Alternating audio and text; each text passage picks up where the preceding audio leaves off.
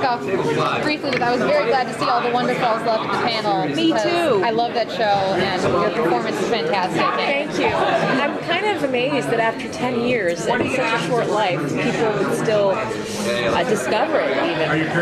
Yeah. Really happy about that. They clearly touched a core for their generation. Yeah. But this is a Hannibal panel. Your performance in particular moments, Alana gets to be funny at times. I always love that season 1 rude, that when she's yelling at Hannibal that one moment. You don't really expect that she's gonna, but when you have to be destroyed, you're very good at that.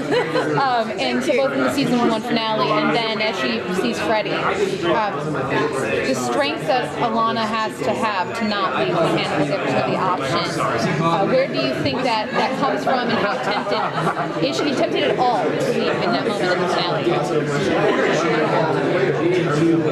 I think that's what happens too with Will and Hannibal all the time. There's always for Will a temptation to do good and to fall into what Hannibal is, because there is a darkness to him. It's like being on the edge of a cliff. You're curious what would that feel like? And I think for Alana in that moment, there's probably a moment of, did this really happen? She's in shock. She's in post-traumatic shock, I think. And when he's standing there in full blood, obviously now she knows it's true. He's doing it in front of her. But I think there must be an inkling of, is this really true? Or am I dreaming?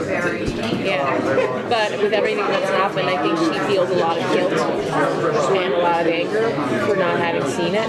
And there's no way that she can walk away and put also her own life in danger, because he's such a manipulative person that he says you can walk away, but might not.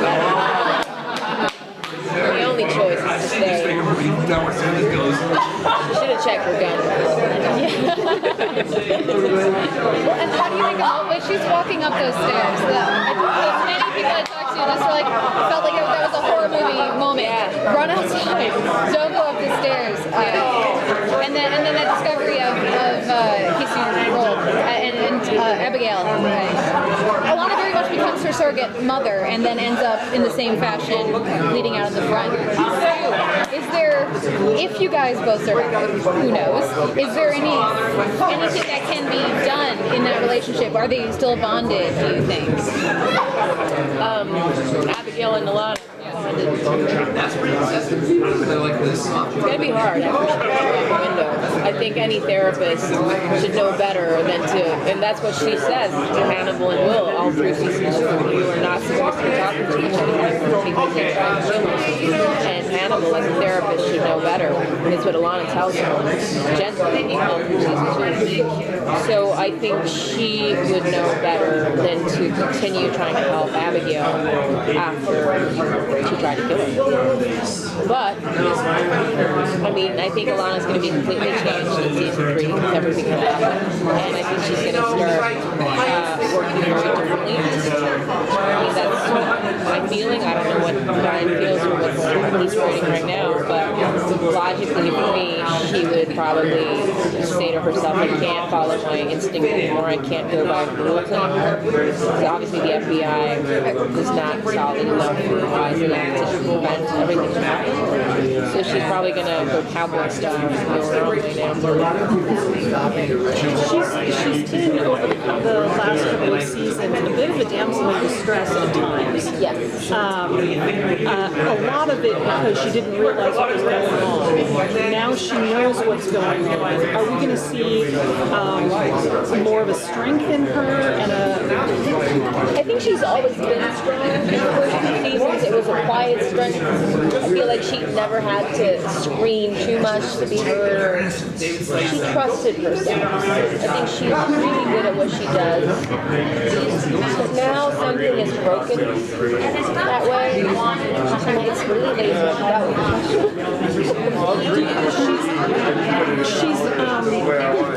You're right. She's been very quiet, and there's been a principle to her, but she's never really been one to sort of go out and say, "Look, you're going to listen to me right now, and if you don't, I'm going to take steps." Yeah. She's been trying to sort of work the system, and it's not really.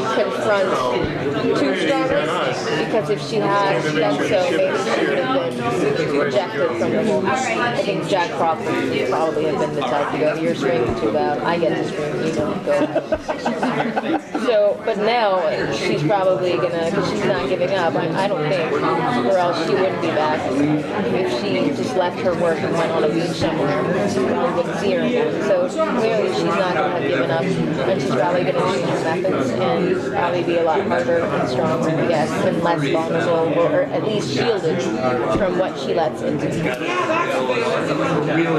I think that scene was beautiful with the black ink seeping into her. I don't think she wants that feeling anymore. She's probably going to build a shield. What do you think about the possibility that Brian will kill off the dog?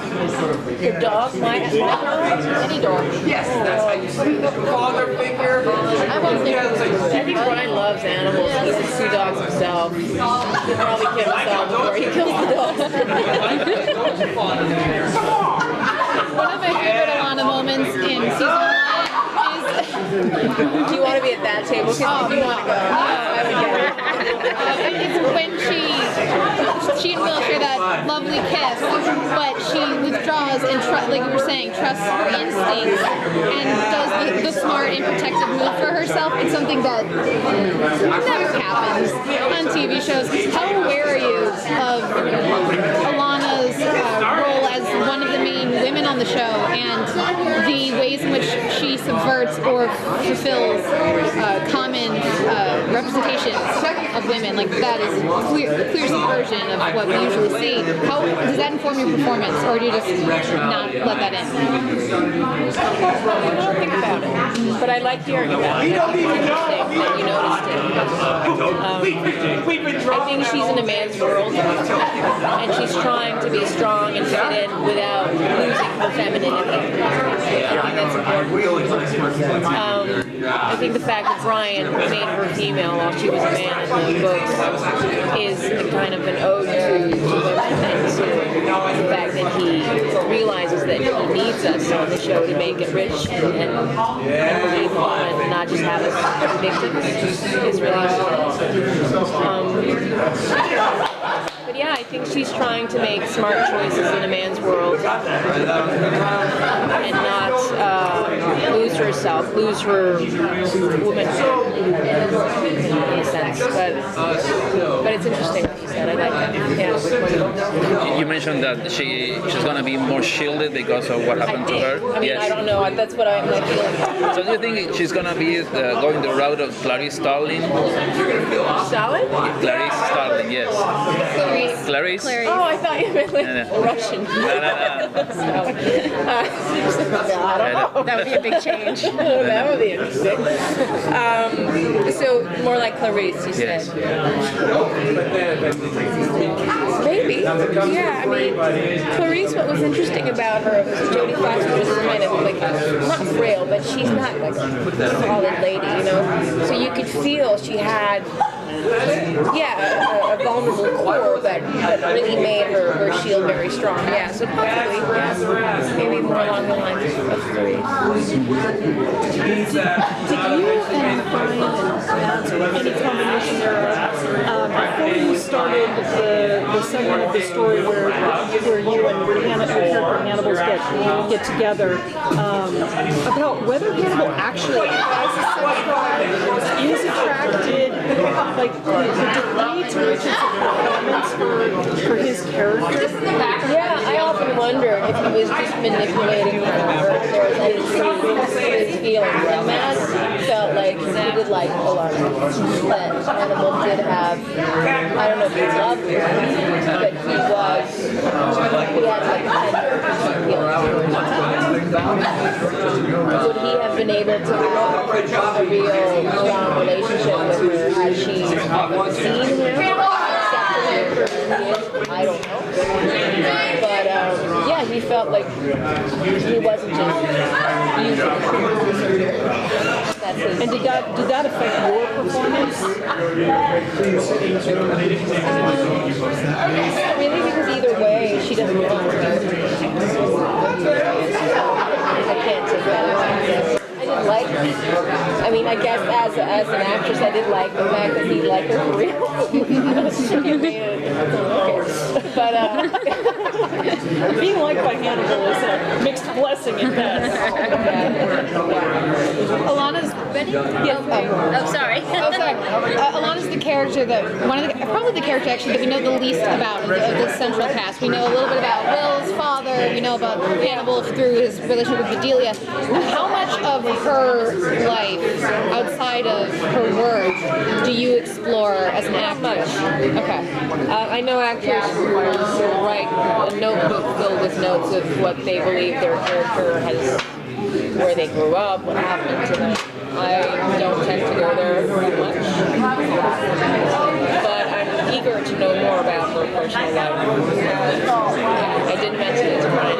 I'd love to know who she is when she's on. If she sees a shrink. What? If she sees a psychiatrist. That or what does her house look like? We don't need to see it, but I kind of want to know if she goes back at night in her apartment, is she going to drink alone or is she going to go out with friends? Like, who is she outside of the FBI? But then again, that's quite normal. We don't see many of these characters on Hannibal be who they are on their own. A little bit more of Hannibal and Will, for sure. Maybe we'll get to see it in season 2. I don't know. But it was nice to talk to you. Thank you so much. Thank you. Thank you.